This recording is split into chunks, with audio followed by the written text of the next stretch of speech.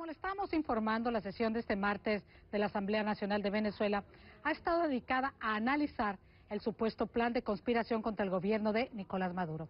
Se espera que, como ha sucedido con otros legisladores de oposición, el tema del retiro de la inmunidad parlamentaria del opositor Julio Borges se tocará hoy mismo. Por lo pronto hacemos contacto precisamente con él, con Julio Borges, quien nos acompaña desde Caracas. Muchísimas gracias, legislador, por estar con nosotros en Panorama Mundial. Los saluda Patricia Ramos. Gracias. Muchas gracias. ¿Cómo se está preparando usted desde los términos legales en caso de que sufra el desafuero y virtualmente pudiera ser arrestado por los cargos de conspiración? Bueno, el día de ayer los diputados del partido oficialista fueron a la Fiscalía a solicitar el antejuicio de mérito y el allanamiento de mi inmunidad. Hoy hubo un debate en el Parlamento sobre ese tema, pero lo importante, y es lo que a nosotros nos toca, es que no sea nuestra persona el foco del tema, sino el gran problema que vive Venezuela, problemas como el de la violencia que vimos hoy de los estudiantes en el caso del Estado Táchira, suceden todos los días. En los últimos días hemos tenido diferentes casos sobre los cuales hay una gran interrogante jóvenes, y lo que nos toca a nosotros es dar la lucha por lo que es más importante en este momento, lograr que el país entero pueda expresar el cambio que quiere dar. Muy bien, pero independientemente de estos prioridades, llamémoslo así, a los cuales usted ha convocado, también es muy posible que ustedes lo desafueren y lo lleven preso, si fuera el caso. En este sentido, ¿qué advierte la Constitución venezolana y cuáles podrían ser las precauciones legales que usted podría tomar, señor Borges? En el caso mío, lo que estamos haciendo, dar la cara y seguir luchando. No se trata solo de Julio Borges. De 67 diputados de oposición, cerca de 12 tienen juicios abiertos. De más de 50 alcaldes de oposición, más de 35 tienen juicios abiertos. De manera que la política en Venezuela simplemente se ha convertido en un delito.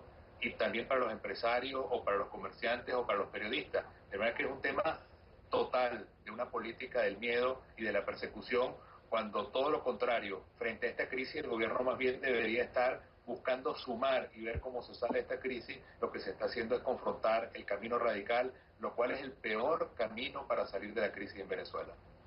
Ahora bien, vamos a poner el peor escenario, señor Borges, que usted es detenido, acusado de conspiración, posiblemente llevado a una cárcel, no se sabe si le da ramo verde. ¿Cómo seguir la lucha cuando importantes líderes de oposición estarían presos? Estamos hablando del caso del alcalde Ledesma, el caso del señor Leopoldo López y posiblemente, únicamente estamos hablando de una hipótesis de usted.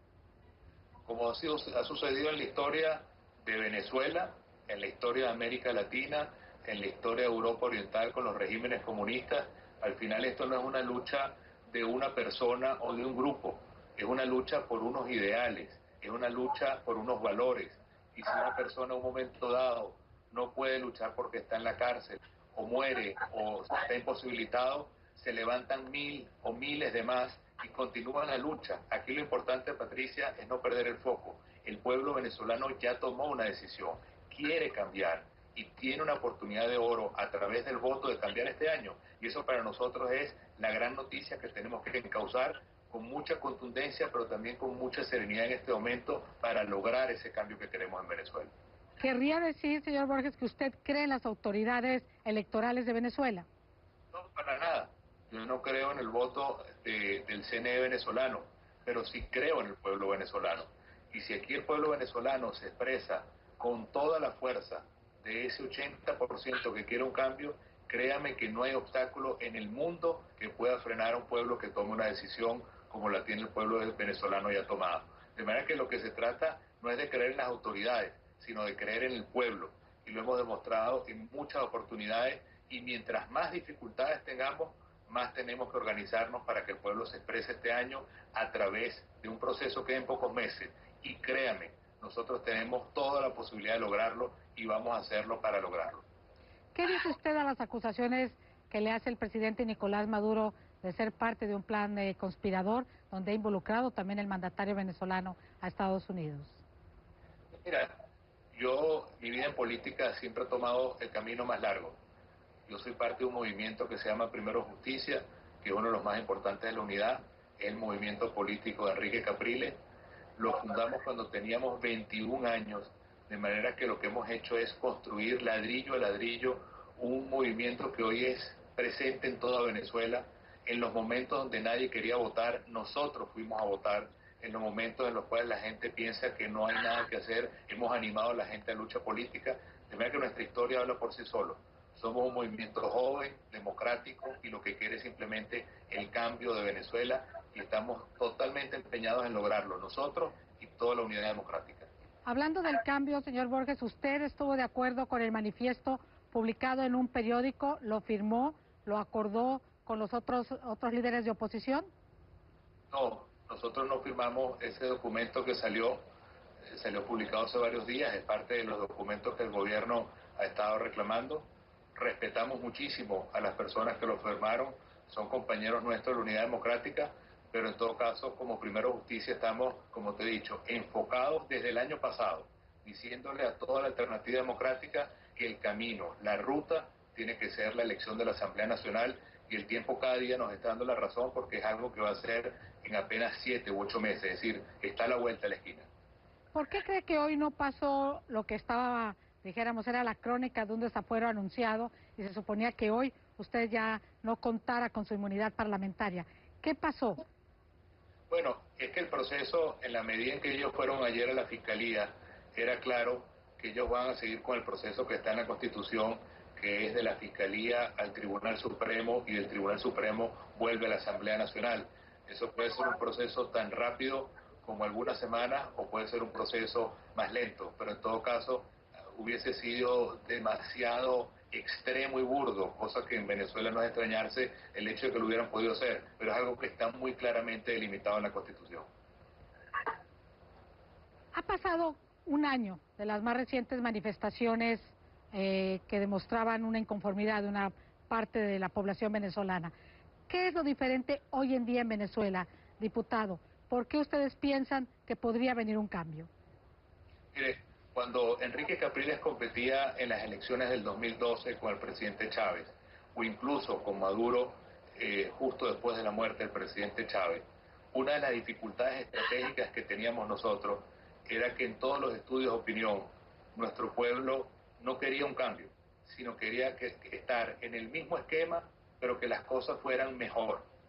Eso ahorita en Venezuela ha dado un salto cuántico enorme, y nuestro pueblo no es que quiere este sistema, sino que ya se dio cuenta que este sistema no funciona, que lo que trae es la ruina de la producción nacional, las colas, el desempleo y por lo tanto la pobreza y la inseguridad. En Venezuela la pobreza se ha multiplicado por 4 en los últimos 2 años. De manera que el gran protagonista, que no estaba antes, es un deseo mayoritario y abrumador de cambio que llega hasta el 80% de la población. El papel nuestro es darle esperanza, camino, soluciones, futuro, y eso es lo que nosotros tenemos que entender con mucha claridad y con mucha serenidad del momento actual. Señor Borges, en el terreno humano, ¿qué le dice su familia? ¿Cómo maneja usted el miedo que está generalmente presente como ser humano? ¿Qué le dice a la gente que lo sigue en caso de que no pudiera estar en comunicación permanente con los suyos, con su gente, con el pueblo? Bueno, yo personalmente soy padre de cuatrillizos. Tengo 4 hijos simultáneos de 7 años.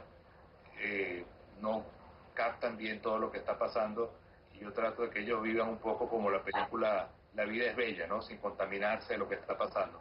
Y mi esposa Daniela y yo llevamos eso con mucha fuerza, y como dice la procesión va por dentro, pero hay mucha gente en Venezuela apoyándonos, y lo importante es sentir que como yo, como Antonio, como Leopoldo, no estamos solos, sino que mucha gente, una mayoría de venezolanos nos acompaña en esta lucha que tenemos todos. Una lucha al final por un país distinto, por un país con dignidad, y creo que eso no es condenable por nadie.